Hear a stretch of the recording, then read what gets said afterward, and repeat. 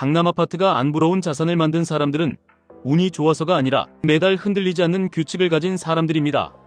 그 규칙이 없으면 시장이 조금만 요동쳐도 원칙은 사라지고 감정만 남습니다. 그래서 오늘은 금리 환율 이벤트를 핑계로 흔들리지 않고 10년 뒤의 결과로 증명하는 방법을 QLD TQQQ까지 현실적으로 연결해서 말씀드리겠습니다. 요즘 돈이 어디로 가는지 보면 기분이 나빠집니다. 장사는 안 되고 취업은 불안하고 AI 때문에 일자리가 줄어드는 속도는 빨라지고 그런데 자산은 오르는 것처럼 보입니다. 여기서 많은 분들이 딱 한 번 흔들립니다. 지금이라도 레버리지로 한 방을 해야 따라잡을 수 있지 않나? 이런 생각이 올라옵니다. 그래서 코스닥이 몇천 간다? 코스피가 몇천 간다? 누가 대통령이 되면 된다? 이런 말이 마치 정답처럼 떠다닙니다. 그런데 정답은 늘 같은 곳에 있습니다. 내 돈이 감정에 끌려가느냐? 내 돈이 시스템에 묶여 있느냐? 여기에서 10년 뒤가 갈립니다. 먼저 환율 얘기부터 잡아야 합니다. 환율은 단순히 달러가 오르냐 내리냐가 아니라 사람들의 불안을 한꺼번에 자극하는 스위치입니다. 특히 일본 쪽 이벤트는 원달러에 영향을 주는 경우가 꽤 있습니다. 일본 정치 이벤트가 커지면 엔화가 흔들리고 엔화가 약해지면 원달러도 같이 요동치는 구간이 나옵니다. 선거 전후 몇 주는 변동성이 커질 수 있고 그때 사람들은 안전하다고 느끼는 곳으로 몰립니다. 문제는 그 몰림이 끝난 뒤에 다시 반대로 흔들리면서 멘탈이 깨지는 분들이 많다는 겁니다. 그래서 환율 이벤트를 예측해서 마치는 사람이 되려고 하지 마시고 환율이 흔들려도 내 포지션이 망가지지 않게 만드는 사람이 되셔야 합니다. 그리고 더 중요한 축이 있습니다. 관세 같은 큰 정책 이벤트는 발표 직후보다 시간이 지나서 경제에 천천히 스며들 때 진짜 영향을 줍니다. 당장은 괜찮아 보일 수 있습니다. 그런데 일정 시간이 지나면 기업과 소비의 체감이 달라지고 지표가 둔화 쪽으로 꺾입니다.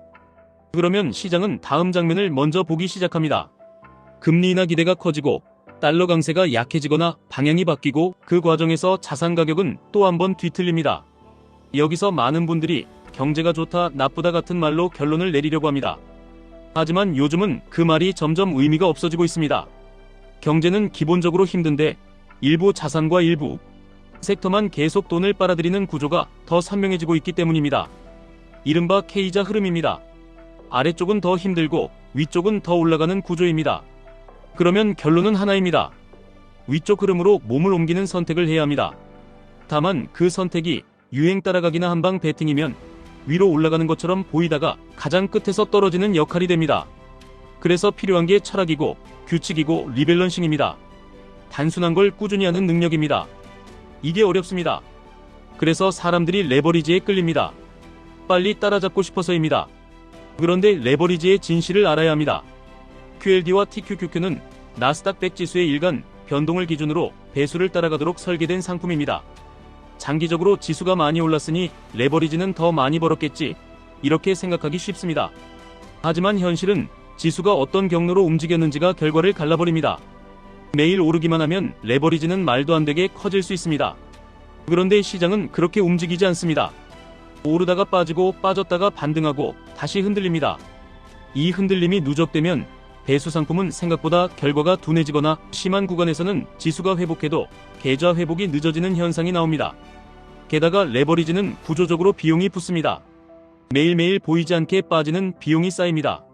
그래서 아무 규칙 없이 들고만 있으면 내 돈이 내가 모르는 방식으로 조금씩 갉아먹힙니다.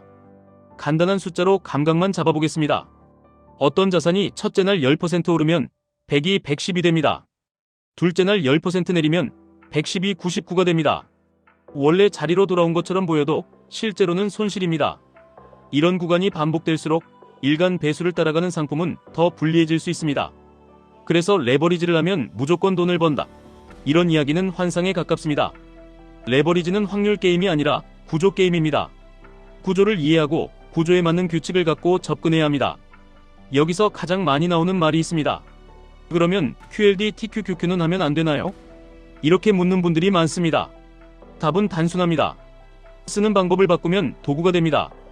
방법이 없으면 도박이 됩니다. 레버리지를 부정할 필요도 없고 맹신할 필요도 없습니다.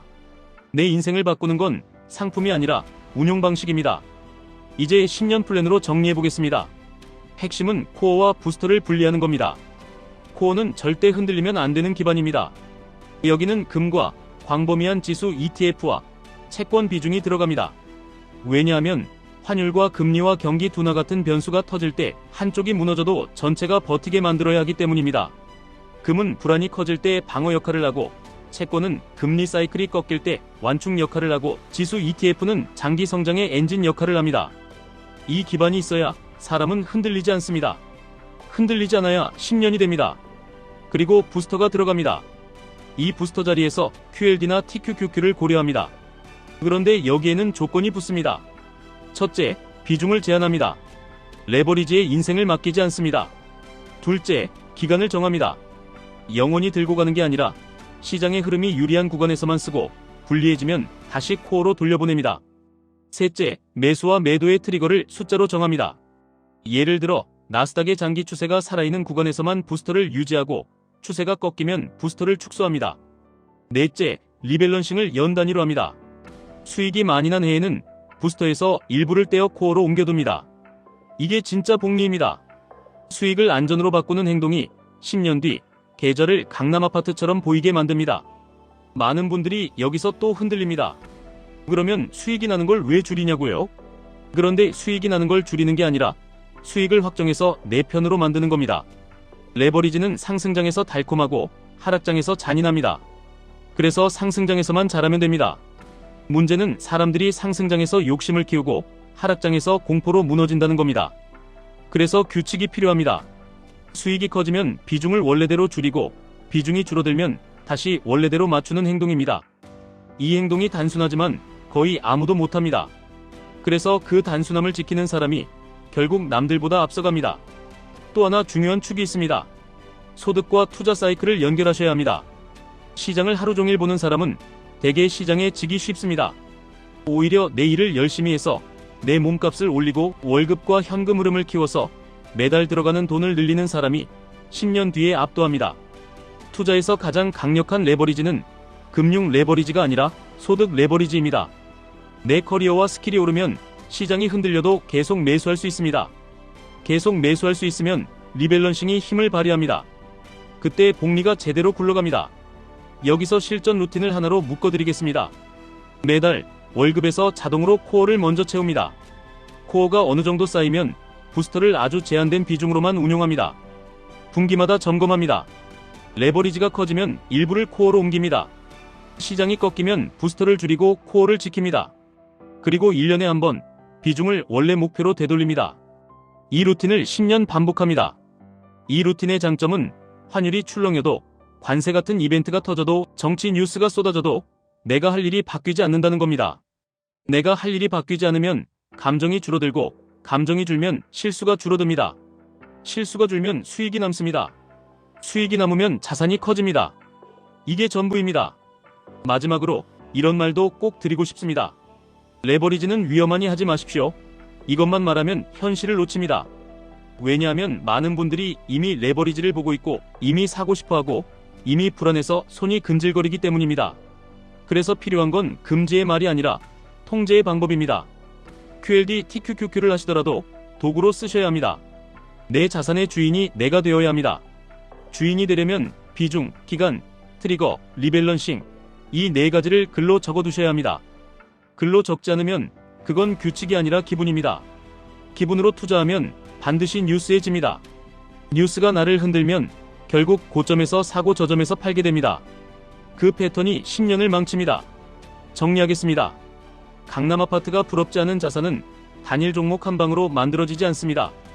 금리 환율 경기 이벤트를 맞춰서 만들어지지도 않습니다. 코어를 만들고 부스터는 제한하고 수익은 코어로 옮기고 1년에 한 번 리밸런싱을 하고 내 소득을 꾸준히 올리는 사람이 결국 결과로 증명합니다. 그리고 그 과정에서 QLD, TQQQ는 누군가에게는 독이지만 규칙이 있는 사람에게는 부스터가 됩니다. 투자는 정보가 아니라 습관이고 습관은 규칙에서 나오고 규칙은 글로 적을 때 지켜집니다. 오늘부터 그 규칙을 하나라도 적으시면 10년 뒤에 진짜로 표정이 달라집니다. 투자 판단과 책임은 본인에게 있습니다. 지금까지 1분 투자 하이젠버그였습니다.